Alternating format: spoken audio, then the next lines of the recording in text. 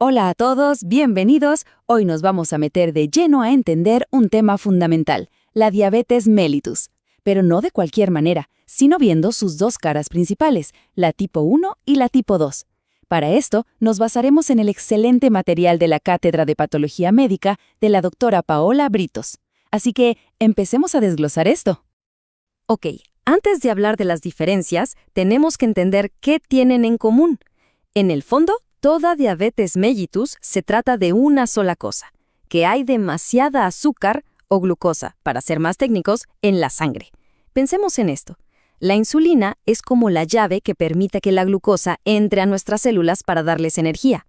¿Qué pasa en la diabetes? Bueno, o el cuerpo no fabrica suficientes llaves, o las cerraduras de las células digamos que no funcionan bien. El resultado al final es el mismo. La glucosa se queda afuera acumulándose en la sangre, y a eso se le llama hiperglucemia. Esta va a ser nuestra hoja de ruta para hoy. Primero, el concepto general de diabetes, que ya tocamos un poco. Luego, nos metemos de lleno en la historia del tipo 1, que es un ataque autoinmune. Después, la del tipo 2, una resistencia progresiva. Las vamos a poner cara a cara para que queden clarísimas las diferencias. Y por último, vamos a ver cómo se llega al diagnóstico definitivo. Listo, entremos de lleno a nuestra primera historia, la diabetes tipo 1. La palabra clave aquí es autoinmune. ¿Qué significa esto? Es literalmente un caso de identidad equivocada. El propio sistema de defensa del cuerpo se confunde y en lugar de proteger, ataca. Es un caso clásico de fuego amigo contra las propias células. A ver, sigamos la cadena de eventos, que es bastante dramática. Primero, el ataque autoinmune.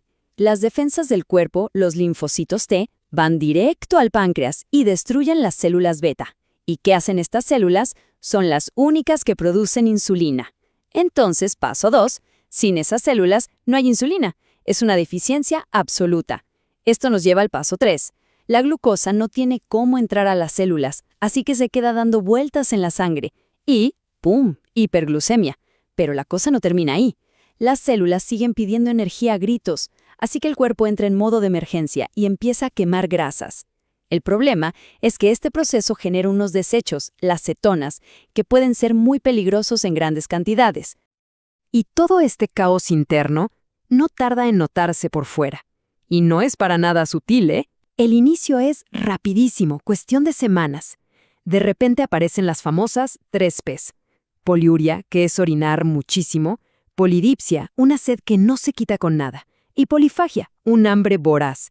A esto se le suma una pérdida de peso súper rápida y sin explicación, y un cansancio extremo. Es tan abrupto todo que muchas veces el diagnóstico se hace en una sala de emergencias con una complicación grave llamada cetoacidosis diabética. Bueno, ahora demos un giro de 180 grados y hablemos de la diabetes tipo 2. Aquí la historia es totalmente distinta. No hay un ataque repentino. Al contrario, es un proceso lento, progresivo. Es una historia de desgaste, de agotamiento celular. Este proceso se conoce como el fuego lento, y es justo eso. Miren, paso 1. Las células del cuerpo, sobre todo en músculos, hígado y grasa, empiezan digamos que se vuelven sordas a la insulina. Ya no le hacen caso. A esto se le llama resistencia a la insulina. Como respuesta, el páncreas dice, ¿no me escuchan? Pues voy a gritar más fuerte, y empieza a producir muchísima más insulina para compensar. Es la hiperinsulinemia compensatoria. Pero claro, este sobreesfuerzo no puede durar para siempre. Con los años, las pobres células betas se agotan, se cansan de trabajar tanto, y su producción empieza a caer. Y ahí es cuando la insulina ya no alcanza, y la glucosa en sangre se dispara. Y así como el proceso es lento, los síntomas también lo son. Si la tipo 1 es un grito de alarma, la tipo 2 es un susurro. Es una progresión silenciosa que puede durar años sin que la persona se dé cuenta. Muchas veces es asintomática o los signos son tan leves que se pasan por alto. Un poco más de sed, visión borrosa de vez en cuando, quizás algunas infecciones que se repiten o heridas que tardan más de lo normal en sanar. Por eso, es súper común que se descubra casi por accidente, en un análisis de sangre de rutina pedido por otra cosa. Perfecto. Ya vimos las dos historias por separado. Ahora, ¿qué les parece si las ponemos una al lado de la otra? Así, cara a cara, para que las diferencias queden súper claras. Esta tabla es un resumen genial. Fíjense, causa primaria en la tipo 1, destrucción autoinmune. En la tipo 2, resistencia a la insulina. El nivel de insulina en la tipo 1 es una deficiencia absoluta, o sea, no hay. En la tipo 2 es relativa. Hay, pero no funciona bien o no es suficiente. El inicio en la tipo 1 es brusco, en semanas. En la tipo 2, lento, insidioso, de años. El perfil de la persona también suele ser distinto. Más joven y delgada en la tipo 1, a menudo mayor y asociada a obesidad en la tipo 2. Y luego tenemos marcadores de laboratorio súper específicos, como el péptido C y los autoanticuerpos, que nos dan la pista definitiva para saber si estamos frente a una historia o la otra. Ahora, y esto es muy interesante, a pesar de que las causas, las historias, son completamente distintas, el diagnóstico se hace con los mismos criterios para las dos. Al final del día, lo que define la enfermedad son los números, las métricas de laboratorio. El primer número clave es este, 6.5% o más en la prueba de hemoglobina glicosilada, o A1C. ¿Qué es esto? Pensemos que es como ver la película del control de azúcar de los últimos 3 meses, no solo una foto del momento. Es un promedio, y por eso es tan útil.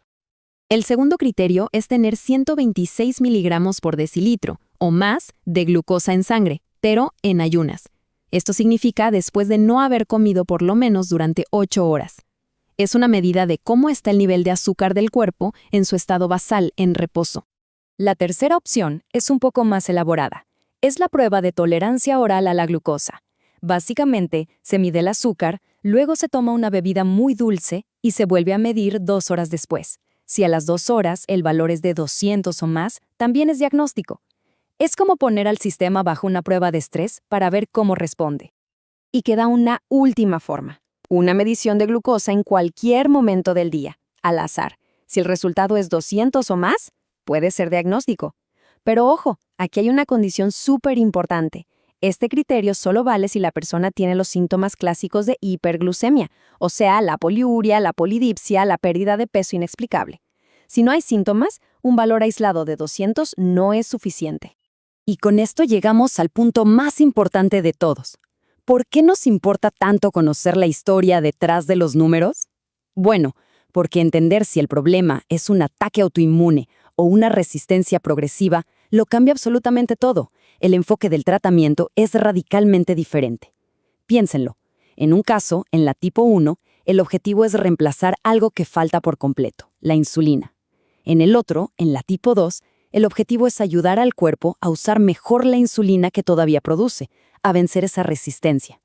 Son dos mundos distintos, y esa es la verdadera clave para un manejo adecuado de la diabetes.